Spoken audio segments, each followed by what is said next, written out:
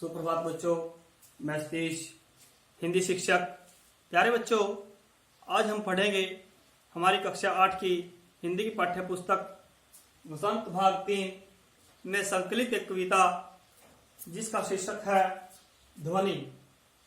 यह कविता सूर्यकांत त्रिपाठी निराला जी के द्वारा लिखी गई है। यह कविता जो निराला जी की वास्तविक कविता है ध्वनि, उसका संपादित अंश मात्र है। इस कविता के माध्यम से कवि जी ने अपने अंतर्मन की आवाज को ही मुखरित किया है। कवि जी कहते हैं, अभी न होगा मेरा अंत, अभी अभी ही तो आया है मेरे वन में मृदुल वसंत, अभी न होगा मेरा अंत।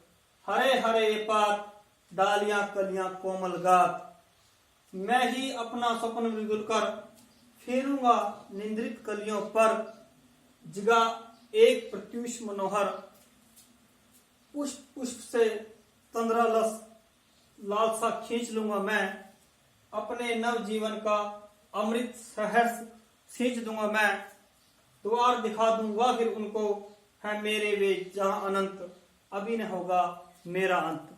तो प्यारे बच्चों, इसमें कवि जी कहते हैं कि इस प्रकार से उनके लेखन कार्य का भी अंत नहीं हुआ।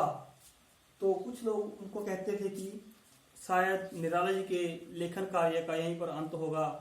तो कवि जी ने उन आलोचकों को जवाब देते हुए लिखा था, अभी न होगा मेरा अंत। पंक्तियों में कुछ शब्द आए हैं अंत। अंत शब्द का अर्थ होता है जीवन की समाप्ति। वन शब्द का अर्थ होता है जंगल। यहाँ पर जंगल की जगह कवि के खुद के जीवन से संबंधित है वन शब्द। मृदुल शब्द का अर्थ होता है कोमल। वसंत शब्द का अर्थ होता है एक प्रकार की ऋतु।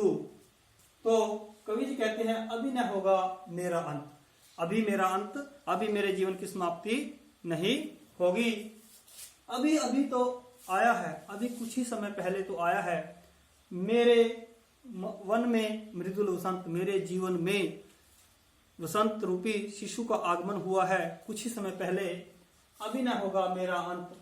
कवि जी कहते हैं, अभी मेरा अंत होने वाला नहीं है, अर्थात मेरे जीवन की समाप्ति होने वाली नहीं है। कवि कहते हैं, हरे हरे पात, डालियां कलियां कोमल गात। इन पंक्तियों में हमारे शब्द आए जैसे पात शब्द का अर्थ होता है पत्ते, गात शब्द का अर्थ होता है शरीर। मैं ही अपना स्वप्न मृदुल कर फेरूंगा निंद्रित कलियों पर, जिगा एक प्रत्युष मनोहर। स्वप्न का अर्थ होता है सपने। इसमें कर शब्द का अर्थ होता है हाथ। निद्रित अवस्था होती है नींद में या सोई हुई अवस्था। प्रत्युष शब्द का अर्थ होता है प्रातःकाल या एक प्रकार की आशा। मनोहर शब्द का अर्थ होता है मन को हरने वाला अर्थात सुंदर। तो कवि जी कहते हैं, हरे हरे पात, जिस प्रकार से वसंत ऋतु के आगमन पर प्रकृति में चारों तरफ हरियाली छा जाती है, डालियां कलियां कोमल गात, वृक्षों की टहनियां, फूलों की कलियां कोमल शरीर लिए होती हैं, उसी प्रकार से मैं भी अपने कर्मों से, अपने कार्यों से अपनी आभा को इस संसार में फैलाना चाहता हूं। मैं ही अपना स्वप्न मृदुल कर फेरूंगा निद्रित कलियों पर, जगह एक प्रत्युष मनोहर। कवि जी कहते हैं, मैं जिस प्रकार से स्वप्न भरे अपने हाथों को सोती हुई या सोई हुई अवस्था में जो कलियां हैं उनको सहलाकर, उन पर फेर कर उन्हें प्रातः काल के आगमन का संदेश देना चाहता हूं, अर्थात अपने जीवन के आलस्य, निराशाओं और बाधाओं को दूर कर, उन्हें दूर भगाकर अपने जीवन की आभा को और अधिक बढ़ाना चाहता हूं। जिगा एक प्रत्युष मनोहर, मैं अपने जीवन में इस प्रकार की बाधाओं को दूर करके एक आशा की किरण जगाना चाहता हूं, जो सबको सुंदर लगे, इस संसार को सुंदर लगे। कवि जी कहते हैं, पुष्प पुष्प से तंद्रालस लालसा खींच लूंगा मैं, जिस प्रकार से।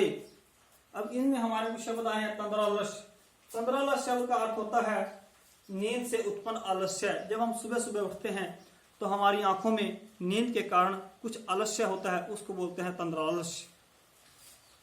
तो कवि जी कहते हैं पुष्प पुष्प से, मैं प्रत्येक फूल से उसकी आंखों में भरा हुआ नींद के कारण आलस्य उसको मैं खींच लूंगा, अर्थात अपनी बुराइयों को, अपने अवगुणों को मैं दूर भगा दूंगा।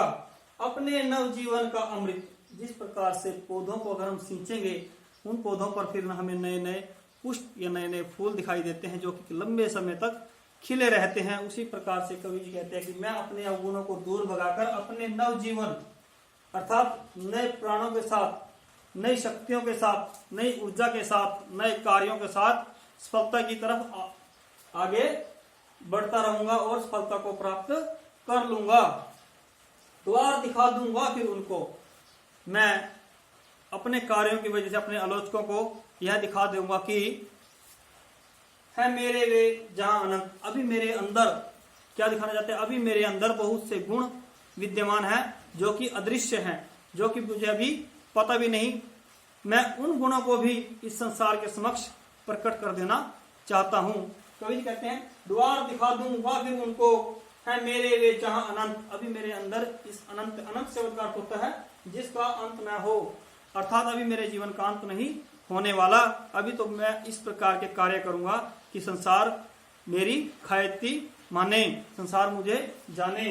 अभी न होगा मेरा अंत। अपने आलोचकों को जवाब देते हुए कहते हैं अभी मेरा अंत होने वाला नहीं है। तो प्यारे बच्चों, ये थी हमारी कक्षा 8 की हमारी एक कविता ध्वनि। तो आप इस कविता को कंठस्थ करने का प्रयास करें और कविता में आए कठिन शब्दों को अच्छे से पढ़ें और उनका अर्थ ग्रहण करने का भी प्रयास करें। धन्यवाद।